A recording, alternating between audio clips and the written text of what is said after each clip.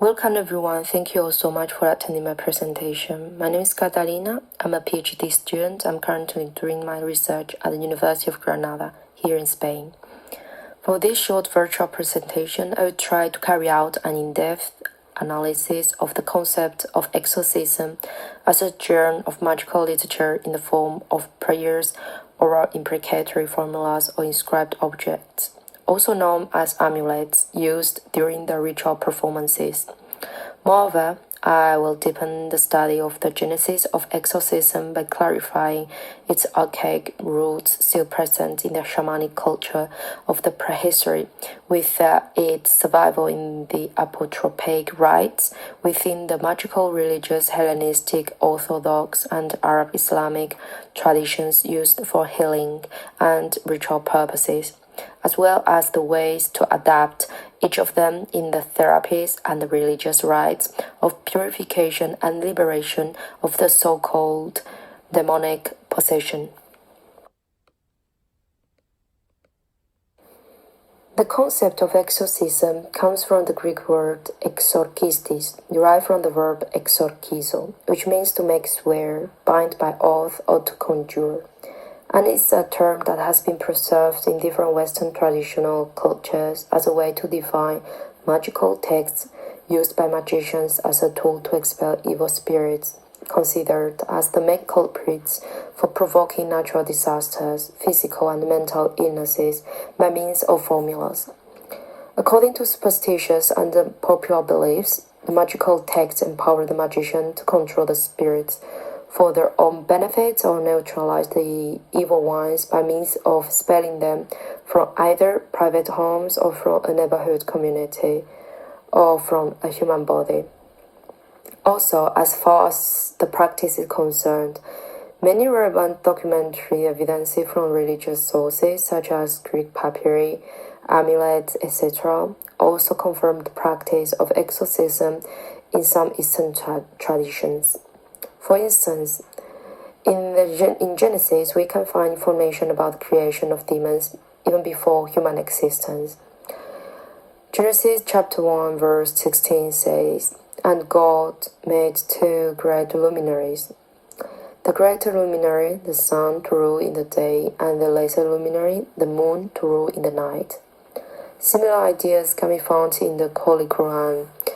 Surah 15 from verses 26 to 27 says, "We have created man of clay, mud, malleable, while the Genesis we had created them before the man with fire of scorching wind."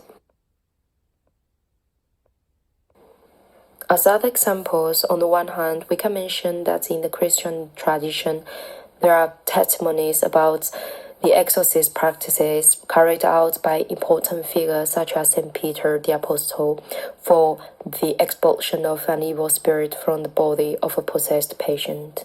On the other hand, Jewish resources precedent to Christianity inform us about magical practices carried out to expel malicious spirits.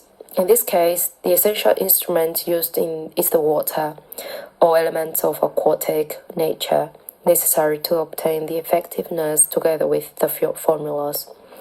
We have news from a Jewish historian of the time of the Roman Empire called Flavio Josepha, who mentioned in his works the exorcist practices performed by a Jewish magician named Eleazar.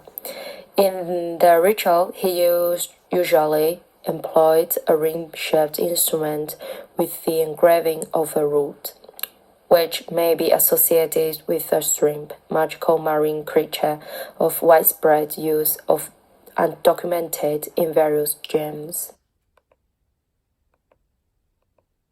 Within the magical practices, it's necessary to make a distinction between those referring to form and content. Both are usually used as inscriptions on the amulets or as prayers, thus recitations and specific formulas for the intended purpose. On the one hand, in its formal presentation, the magical practice consists of a series of units of words and the performance of rituals or actions that are composed of different parts. With regard to linguistic structure, according to the information found in the Christian papyri, the most typical and effective practice for the expulsion of demons is done by reciting the formula over the head of the possessed. This is usually accompanied by procedural gestures such as throwing olive branches in front of the patient or beating him while pronouncing the spell consisting of pre-established structure such as I greet you, I conjure you, demon, whoever you are, for this god, come out, demon, whoever you are, and stay away from so and so, come out, demon, for I bind you with indissoluble steel chains, and I give you black chaos for your total destruction. As far as the formal aspect is concerned, the exorcism formulations can be composed in short or long text. According to the intended purposes, phrases can fit varied expressions such as exaltations, petition, admiration, etc. Therefore, we can summarize the exorcism ritual in the following steps. A. The epilepsis or the invocation of the divine authority. B. The apotropaic or threats admonitions. C. Praxis or magical practices. And finally, D. Prophylactic action, which finishes with the expulsion of the evil spirits and the placement of any kind of amulets or items that serve as protection for the newly freed patient who is at the moment very vulnerable and weak.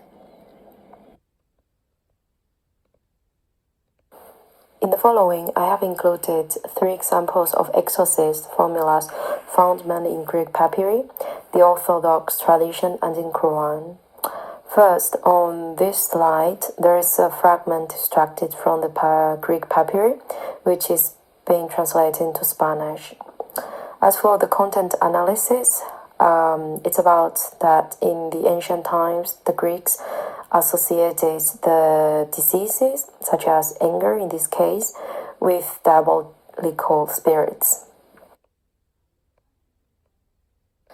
Secondly, we have a fragment of exorcist fragment, which is still very present in the nowadays Orthodox tradition.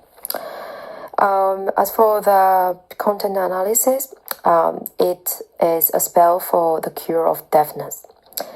In the past, disability in listening was considered a disease caused by an evil spirit that prevented acoustic activity. Finally, as been mentioned already, we have included a fragment extracted from the Holy Quran.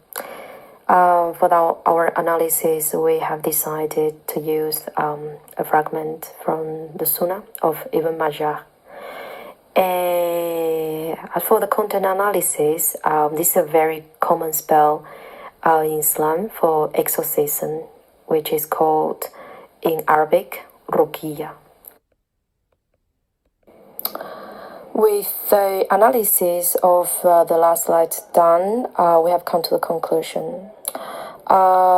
It's been an interesting research work where we have tried to establish an intercultural link between the different spiritual traditions and to cultivate the same magical religious literary form. The exorcism literatures giving special emphasis on Jewish, Christian, and Muslim religious resources, such as similar forms used in religious writings and speeches, and which are all engraved on any magical items, such as amulets, as well as the material endowed with symbolic and cosmogonic meaning. Thank you all so much again for your attention, and if you need further information, you can find a list of references on the last slide. Cheers.